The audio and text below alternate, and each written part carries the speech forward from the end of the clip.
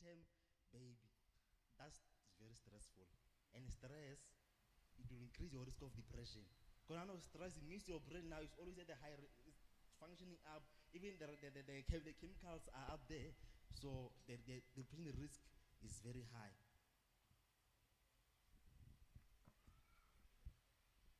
Thank you.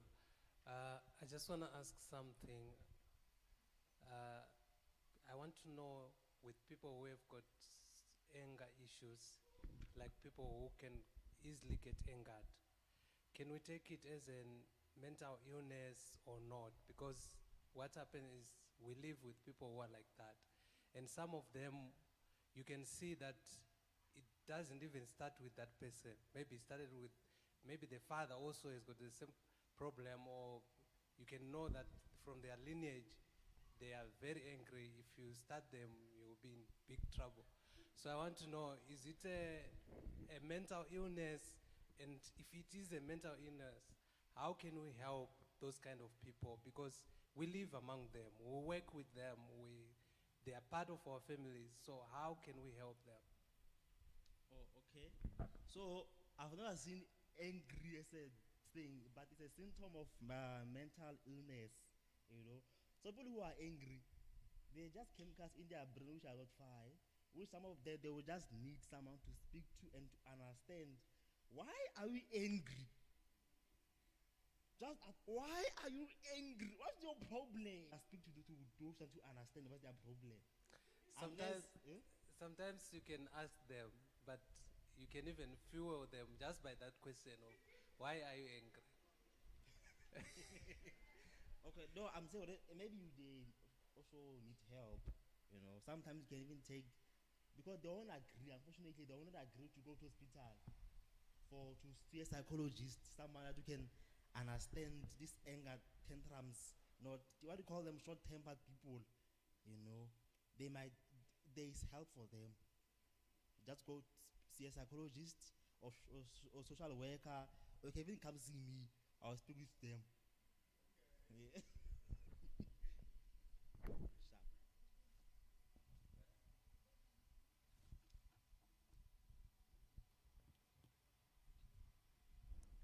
Uh, Thank you, Doc, for educating us. Actually, Moruti Tlweki has taken most of my questions, but I'll still ask one more that I have. I have realized that at times we take symptoms very lightly, or maybe we are not aware that those are symptoms, let's say depression, both in men and women. At times, men would say, I am just tired. This weekend I just want to stay in. And you'd see those things probably escalating. That's just one of them. And then not just only in men, but both ways as well. You'd see someone who starts getting even into drinking, and then when you ask, it's like, no, it tastes good. It just tastes good, and then it escalates. What are those low-hanging symptoms that one might be in denial or might not be aware, or I'm entering this stage of depression? What are those low-hanging symptoms that one can be aware or acknowledge and say, no, I've heard of these symptoms. It seems like I've seen this and that more often in me. Maybe I need help. What are those things that one can try and identify? Okay, thank you. So depression is like more than just being unhappy, being sad and crying. So it has like deep symptoms. You see someone now, they are sad. First thing you should know what this person was functioning like this. His functioning was like this. He was a talkative person. Like you know yourself. How are you, and you know your partner, your family member. You're gonna see them now starting declining in functioning. Yes. So if you ask someone Nansa Sanu before previously, that someone start engaging in drinking. I get this people they drink. It's to forget their problems most of the times. If you drink, it activates your receptors in your mind and you become unhappy for that particular time. But if you hear those ones who start drinking, what they do mostly is to vent when they are drunk about their problems. Yes. So very people should know this person was like this before, now he's like this. He has changed. Moto ga sa tlhapa. You know yourself why it harder. Make up at all, you know. You start those symptoms. You cry a lot. Your appetite can either go up or go down. So if it goes up, you might gain weight. If it goes down, you might lose weight. And those who are married, they might have problems in the bedroom also. You see now, there's no interest anymore like before. Now you should be concerned. This person has a sharp. Even at work, there will be some reports about this person, about the level of focus or concentration at work. Now this person is not doing well in his job or their job. You know, it has went down. And most of them, they will take leave of sick leave, unpaid leave. Because now they can't function well at work. Then you should know this person is not fine. It's like our parents who start having dementia. You know your parent.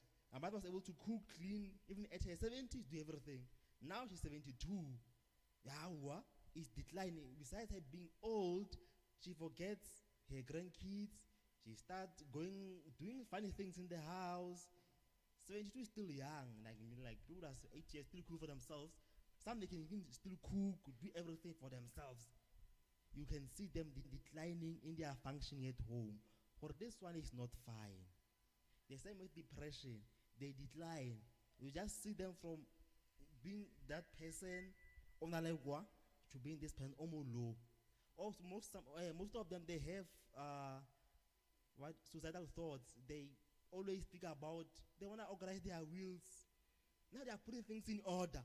Suddenly you see the mushahara but by in order, you see then you should start thinking, something is wrong, let's seek now help. I know in the clinic it's going to be a thing of I know, but seek help. Go every day to it. They will take you. If you go every day, they will take you.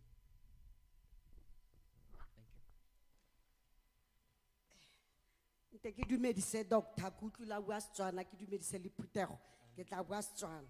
Doctor wena go tla toloka ke utlwile bua ka mental illness yani ke batla gore o ntlhalosetse mo mental illness mo malwetseng a bipolar maybe a tsamaisana le ona manic attack autism schizophrenia gore ya no malwetse a tsamaisana yang le mental health o ntlhalosetse ka gore one of my brother sometime o kila rona le schizophrenia, so I understand there is autism, manic attack, bipolar, schizophrenia, santsano lengaka ya mental illness.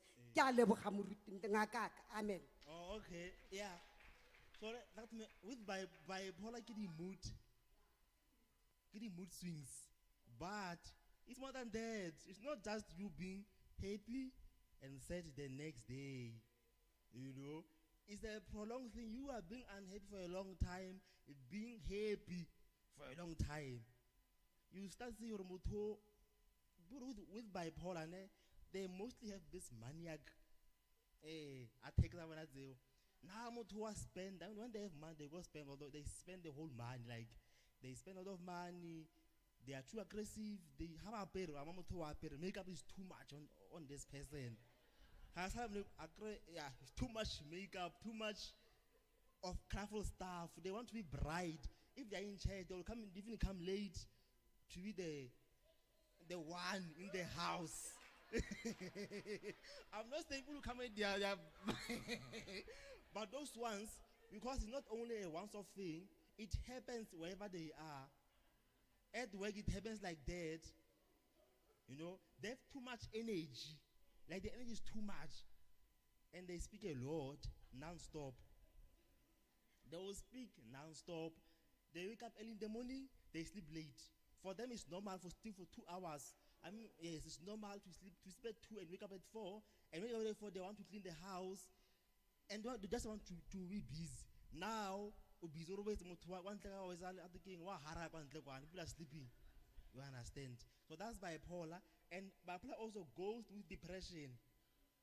So with depression, it's the same symptoms. Mutuo, he will be happy for some time. I'll be happy. Then the mood will just change. You see someone being sad, crying. You ask yourself, last week you were happy, and 2 weeks later now, you are sad. What's the problem? The person needs help. Is bipolar. Then with schizophrenia, is psychosis, or is people who hear voices. They start hearing voices, speaking strange things, or whatever they are speaking doesn't make sense. It doesn't make sense to you. We start surprised. He's an engineer. I know you. If I know you, I know that you are how you are. And just I'm saying, mental illness is started at home. You know a person at your place or how they are at home. And when I see a difference at home, that is why I even ask, where are the family members? Because they are the ones who are going to ask about this person has been like this for 20 years. Or 6 weeks later or 6 months ago, he started now behaving strange. You know, going around naked, going to taxi ranks, starting to preach. Someone who doesn't preach in taxi ranks, speaking nonsense, claiming he's someone he's not, claiming he knows Barack Obama. Why? I don't even know Barack Obama, you know. You are claiming things whom you are not. That's now a schizophrenia. And without a schizophrenia, are those ones who hear voices and see things which you don't see. Again, they will say I'm seeing, but this tent is full of people. Even at the back there is full. You know, I can't see them, but you are seeing them. You understand? That's now a schizophrenia. Then with autism, they have this repetitive like if you start you know, they prefer a certain food, or I want to eat only at 7. A child who say is 5 years, or only rice a brown ka 7 in the same skotlele every day, you know, and they prefer watching the same cartoons every day. And when they let them, they look at them as if like, we can see this kid is not fine. Even like some they top around the house, they do the same thing every day. They have one toy. They play with one toy every day. You know your kid, and you know if you have 2 kids, you know this one had 20 toys, and whenever you go to a shop, you would cry for I barely toy eso. I barely toys any multiples. But the guy, like he only goes to a shop, he wants that black car and I let that Spider-Man at the back. Always you see something is wrong with this kid. You know, even the way they want to wear certain clothes. They want to wear black clothes or white clothes every day, you know. Yeah, that's all about autism. Some things are just deeper than that, yeah. Thank you.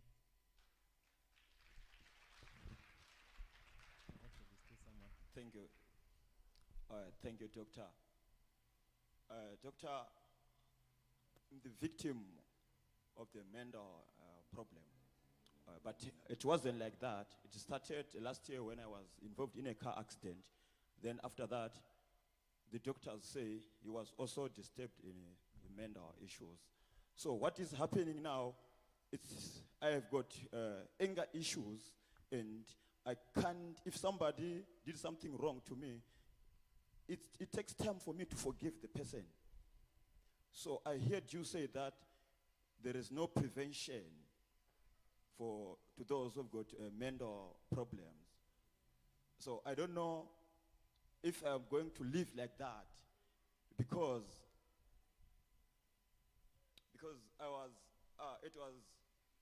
it was very hard until I come to this church. That's where the pastor prayed for me. Then I see some changes, even at home. People socially, some people, they were like, they said, we cannot like relate with you now. You are changed person. The way you do your things. Even something, even if I ask for something, I don't want it to take time for it to happen to me. Even as I said, I want cold drink. If the person takes time to give me the drink, I'll be harsh, I'll be angry. So I don't know if there's some tablets, since you say it's unpreventable. Thank you. Oh, okay. So first you said you're involved in a car accident. So it's very people who normally have had who would have had what kareng is called, but how already had injury. They can have mental illness, most of them, because it can also disturb the chemicals in your brain. And some they can have like the anger burst, as you are saying. But most importantly, what you said is that you came to church. I said tips for mental health is making connection with people. Sometimes you are angry because you are alone. There's no one that you can speak to about whatever is happening to you, you know. So you made an important step in your life by taking that step of going to make social a connection of social activities, coming to church, making new friends and everything. So because of the car accident, that's what happened. It caused some disturbance in your brain, but it's very important to make connection and have friends, speak to someone, you know. For tablets, I don't know if there are tablets for, I've never seen them. Maybe they are for anger bars. We say now he's angry, you're gonna give antidepressants because he's angry. No matter what you do, if you are, it can give you some a month for like the benzos for a month just to calm down. After that, you're gonna stop them because they're very addictive. They just make you calm down for some while. After that, now most important about mental health is psychotherapy. Speaking to someone, because our chemical they just do like 40% of the work. What about the 60%? Who's going to do? Who's going to do it? Speaking to someone, psychotherapy is very important. So speaking to someone is very important. Making this social connection is very important. Thanks.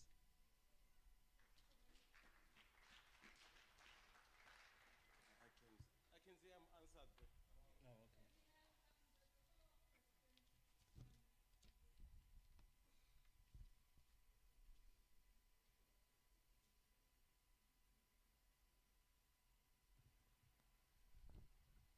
Thank you, Muruti, for another 10. Doctor, just after realize I've got those symptoms and ke accept I need help. Let's say ke a chaba go bolela le someone that I know, ke a chaba go bolela le someone in my community. I don't have money, ha ke na medical aid to pay for psychologist. Where can I go to seek for professional help? Redula mo Rustenburg. Where in Rustenburg can I go to seek for professional help? Okay, thank you. So it's a question of government and politics again. So because of we have doctors about in South Africa, but because of they are not being employed by the government, we end up having limited of them. But in Rustenburg, I think there is a psychologist or there is a there's like a psych mental what unit there that people they can go, and there are psychologists that they have. So even in JST where I work, we have like 2 psychologists for the whole of Rustenburg and for the whole of people who come. So it's important that you can come to JST, but they won't admit you right away because of maybe the bazarite. People who are depressed and get about me, that we just give them appointments to come see psychologists monthly, and most of the time monthly is not enough. We just need weekly.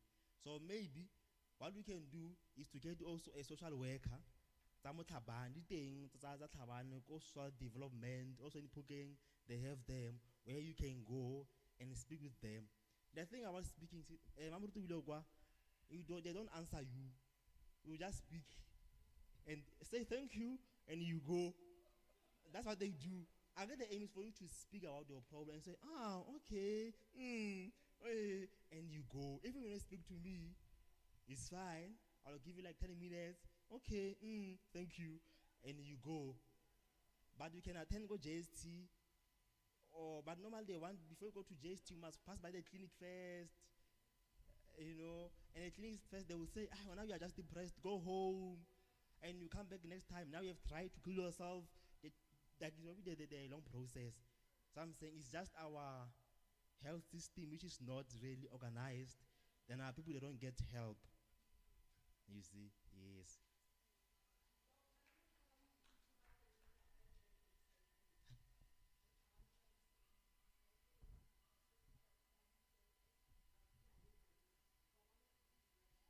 Oh, okay.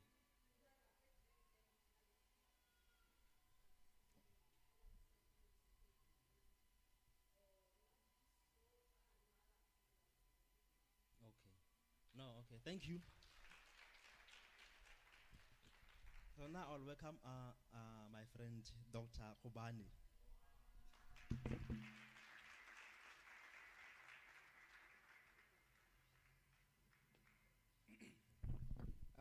Good morning, Bazalwane.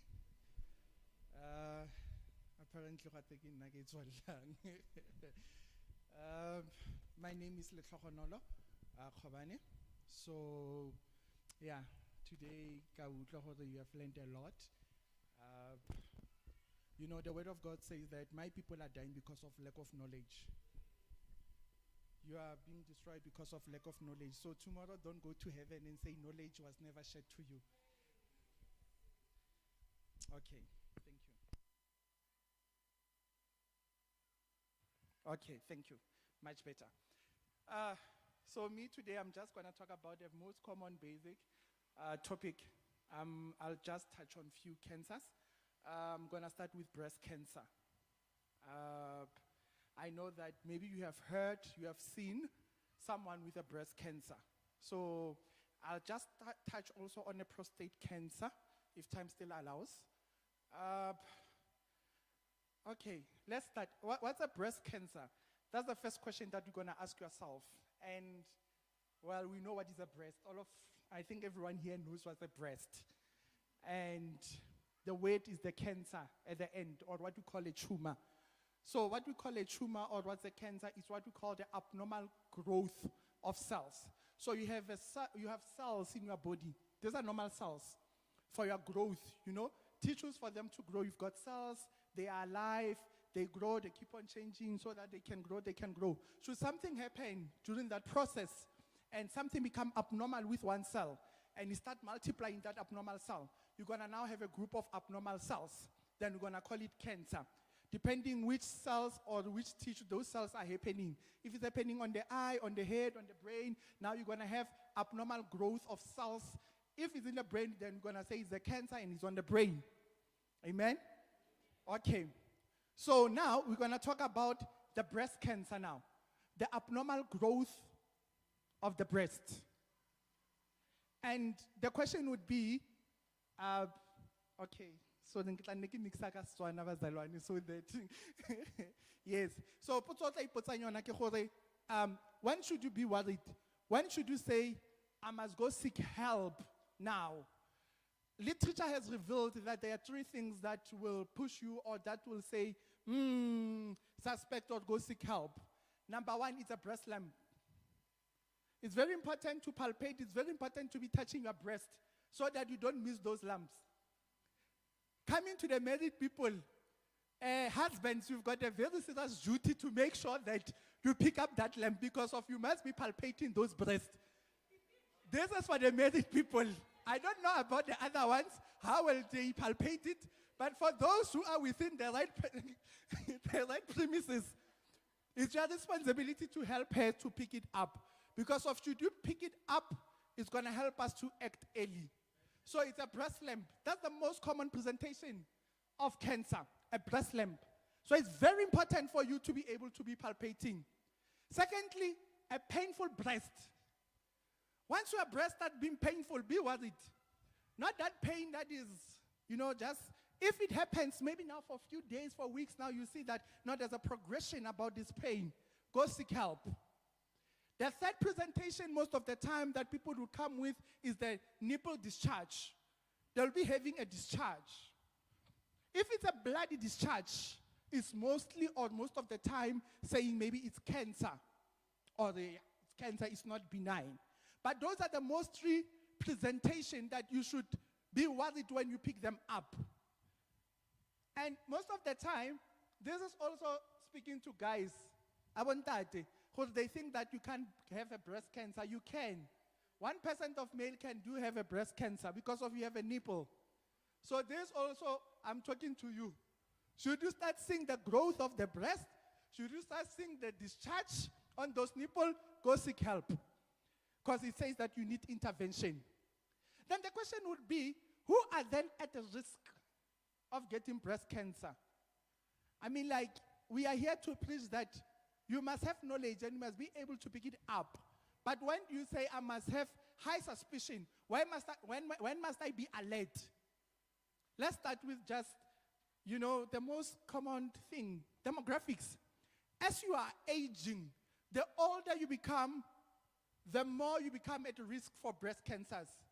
So I'm saying the more you are growing up, the more you must be palpating those breasts because of you are at the risk of a breast cancer.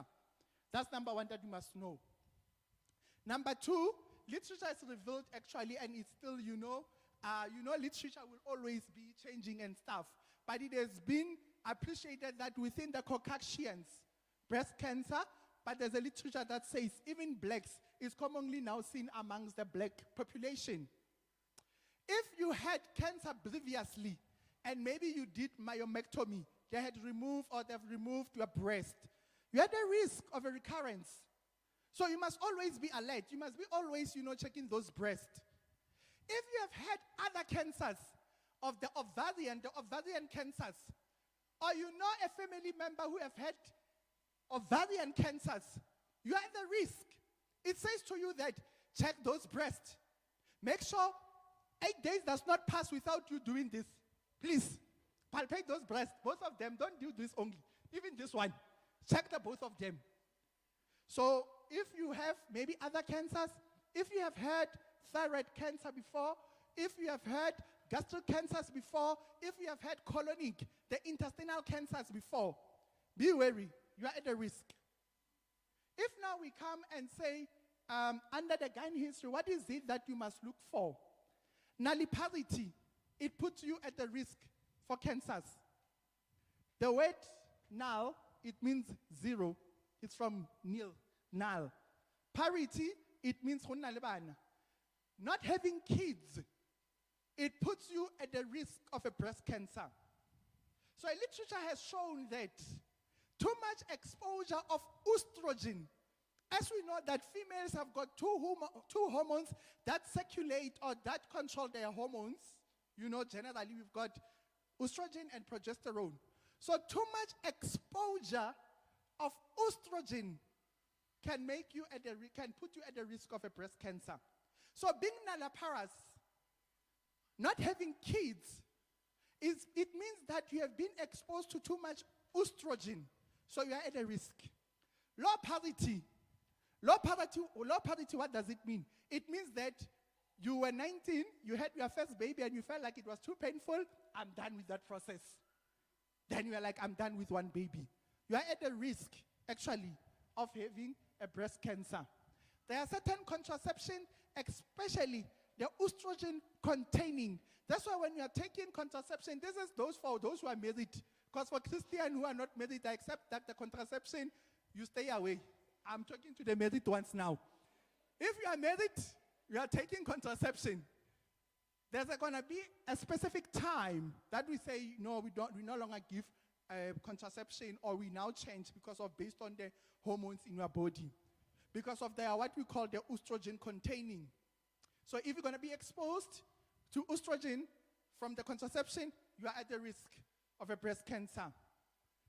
Someone who has had 5 kids, this one is safe, at least you have had kids, and we assume that you have breastfed them.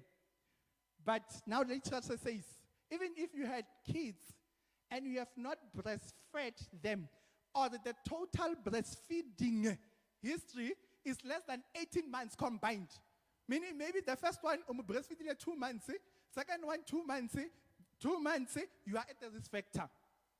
Remember that the breast was made to be sucked. its function is there to give the baby milk. So once it starts not doing its function, those cells start becoming old, and because of the division, some of them, they don't divide well.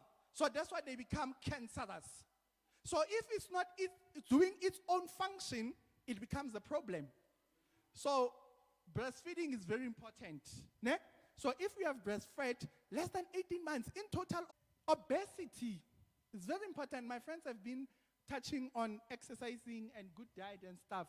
Obesity, because of when you are obese, peripherally, like those fat cells, they end up producing estrogen. They end up trying to convert and they end up producing estrogen. Okay? If you are taking some steroids, there are some steroids that are containing also estrogen. So even you are on a chronic steroids use, you can be also at a risk factor for the breast cancers. So this is what's going to happen. These are the risk factors. So should you be amongst those? And most importantly, before I forget, is the family history. If there's a family history of a breast cancer, you must also be checking you a lot. So we have what we call, even the models will tell you, the first degree family and the second degree. The first degree family is that directly related to you. Mama, Papa, bana ba kwa yenu, the siblings. So if one of them have had cancer before, you are at a risk. So it means that you must be very alert and now and then checking yourselves. Okay? So with the family history, especially if there was a guy, a male in a family who had breast cancer, it may say that there's a genetic predisposition.